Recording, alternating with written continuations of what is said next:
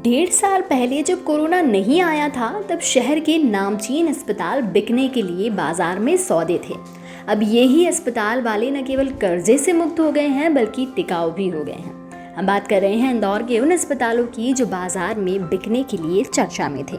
सबसे पहले greater Kailash nursing home की बात करते हैं। लगभग 125 से 150 करोड़ के बीच में यह अस्पताल बिकने की चर्चा थी। अस्पताल के डॉक्टरों को वेतन और कमीशन नहीं मिल पा रहा था। कई खरीदार अस्पताल देख चुके थे। इस अस्पताल पर बैंक और बाजार का कर्जा लगभग 50 करोड़ से ज्यादा का था। इसके बाद कोरोना काल आया और इस अस्पताल को संजीवनी मिल गई। चेक चिट्ठी के आधार पर बाजार से लिया पैसा भी चुका दिया और बैंक की किश्तें भी आधी से ज्यादा चुक गईं, क्योंकि 2 बार की कोरोना लहर में इस अस्पताल को काफी पैसा मिला। दूसरा बड़ा अस्पताल अरबिंदो है, जिसको बेचने के लिए लगभग 1200 करोड़ रुपए में रिलायंस समूह को देने की चर्चा अंतिम दौर में थी। यहाँ पर भी डॉक्टरों का पैसा नहीं मिल रहा था। अरबिंदो के लिए भी कोरोना कहर फायदेमंद साबित हुआ। इस अस्पताल का नाम मध्य प्रदेश में सबसे आगे पायदान पर आता है, जिसे सरकारी योजनाओं में इलाज करने पर लगभग 70 करोड़ रुपए से ज्यादा का पैसा मिला। मध्य प्रदेश के जिन निजी अस्पतालों को लगभग 237 करोड़ रुपए मिले हैं, उनमें इस अस्पताल का नाम सबसे ऊपर है। इस अस्पताल में संपन्न परिवार के मरीज भी बड़ी संख्या में भर्ती हुए। तीसरे नंबर पर सिनर्जी अस्पताल है। इसके संचालक डॉक्टर सुबोध जैन बाकी भागीदारों को कुछ पैसा दे दिया था। पैसों को लेकर विवाद भी चला, मामला थाने तक पहुंच चुका था। 4 करोड़ रुपए से ज्यादा का ये अस्पताल कोरोना काल के कारण बिकने से बच गया। अस्पताल में भर्ती हुए मरीजों ने लाखों रुपए इस अस्पताल को दिए। डॉक्टरों ने मिलकर ये अस्पताल शुरू किया था। बाद में लगातार झगड़े होते रहे। एप्पल अस्पताल की बात करें तो उसे भी डॉक्टरों ने मिलकर शुरू किया था। बाद में झगड़े होने पर अमित सावेर ने खरीद लिया था।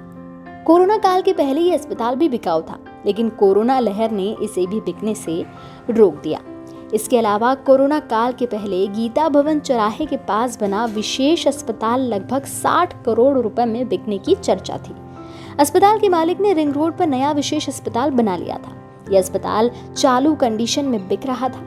बाद में इस अस्पताल के मालिक को कोरोना काल में संजीवनी मिल गई। पुराने अस्पताल का सारा सामान लेकर नए अस्पताल में चले गए। इसी बीच जुपिटर ग्रुप से इनके नए अस्पताल का अनुबंध हुआ। उसी बीच कोरोना लहर ने अस्पताल को आर्थिक रूप से मजबूती दे दी। पुराने विशेष अस्पताल की बिल्डिंग का सौदा अभी भी लगभग 45 करोड़ रुपए बाजार में है। इसके अलावा गोकुलदास अस्पताल की आर्थिक हालत भी पहले से बेहतर हो गई है। ये सभी वो अस्पताल है जो कोरोना काल के पहले आर्थिक रूप से कमजोर हो गए थे, लेकिन 1.5 साल में इन अस्पतालों में मरीजों की भर्ती कराने के लिए बेड नहीं मिल पा रहे थे। इसके अलावा गली मोहल्लों के अस्पताल भी ठीक हालत में आ गए। कई गली मोहल्ले के अस्पतालों के गलियारे में मरीज भर्ती थे। लाखों रुपए के बिल बने और इन अस्पतालों की रीढ़ की हड्डी मजबूत हो गई। सरकारी योजनाओं में इलाज कराने वाले में इंडेक्स का नाम भी है, जिनको सरकार से ही लगभग 45 करोड़ रुपए मिला है। भोपाल के चिरायु अस्पताल की आर्थिक हालत भी मजबूत हो गई है। यहाँ पर सरकारी योजनाओं में इलाज कराने पर लगभग 50 करोड़ रुपए सरकार से ही मिला। अस्पतालों की मजबूती का सबसे बड़ा कारण ये रहा कि इनको प्रधानमंत्री आयुष्मान योजना और बीमा कंपनियों से ही काफी पैसा मिला। ट्रस्ट वाले अस्पताल की बात करें तो गुमास्ता नगर में बने अरिहंत की आर्थिक स्थिति भी मजबूत हुई।